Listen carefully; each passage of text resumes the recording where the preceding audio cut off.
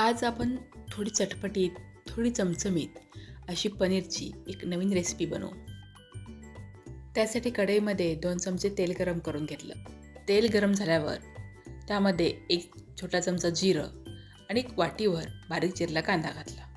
अंदाजे 2 मध्यम आकाराचे कांदे बारीक चिरून घेतले आहेत. कांदा तेलावर थोडासा परतून घेतला आणि पाऊण वाटी बारीक चिरलेली शिमला मिरची घातली. कांदा आणि शिमला मिरची एकत्र करून थोडी मऊ होईपर्यंत परतून घेतली. कांदा आणि शिमला मिरची थोडा वेळ परतून घेतलं आणि त्यामध्ये 1 चमचा आलं लसूण पेस्ट घातली. आलं लसूण पेस्टचा थोडा कच्चेपणा कमी होईपर्यंत परतून घेतली.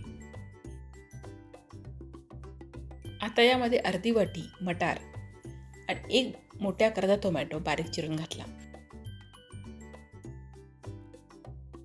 मटार टोमॅटो फोडणीमध्ये छान मिसळून घ्यायचं आणि त्यामध्ये पावडर मसाले घालायचे. मसाल्यांमध्ये छोटा अर्धा चमचा हळद, 1 चमचा काश्मीरी मिरची पावडर, 1 चमचा धना पावडर आणि अर्धा चमचा जिरा पावडर घातली. त्याबरोबरच चवीनुसार मीठ घातलं. आता हे मसाले छान मिसळून घेतले आणि कढईवर झाकण ठेवून 2 मिनिटांसाठी मंद गॅसवर शिजवून घेतले. त्यामुळे टोमॅटो मटार छान मऊ शिजतील आणि मसालेही छान एकजीव होतील.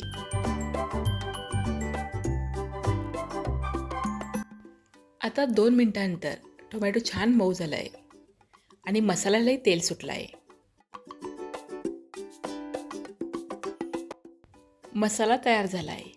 आता यामध्ये जाडसर किसणीने किसून घेतलेलं पनीर घालायचे. हे पनीर मी घरी बनवलेलं आहे आणि अंदाजे 200 ग्रॅम आहे. पनीर घातल्यानंतर लगेचच त्यावर चीज घालायचे. तर चीज तुम्ही तुमच्या आवडीप्रमाणे कमी जास्त घालू शकता.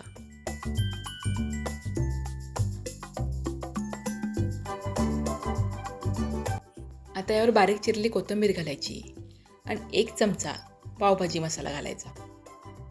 पावभाजी मसाल्याच्या ऐवजी गरम मसाला पण घालू शकतो, पण पावभाजी मसाल्यामुळे याची चव अजून जास्त वाढते. आता पनीर चीज मसाल्यामध्ये छान मिसळून 1 ते 2 मिनिटांसाठी परतून घेतलं. पनीरला तेल सुटायला सुरुवात झाली की यामध्ये अर्धी वाटी गरम पाणी आणि 1 चमचा बटर घातलं. ही भाजी अजून चमचमीत बनवायची असेल तर एखादा चमचा बटर अजून घालू शकता. आता पाण्यामध्ये पनीर छान मिसळून घ्यायचं आणि झाकण ठेवून मंद गॅसवर 1 वाफ घ्यायची. फक्त 10 मिनिटांमध्ये ही भाजी तयार होते. ही भाजी खायला चपातीबरोबर तर छान लागतेच, पण पावाबरोबर सुद्धा खूप छान लागते. पनीरची भाजी बनवायची म्हटलं की त्यासाठी मसाला तयार करण्यामध्येच खूप वेळ जातो.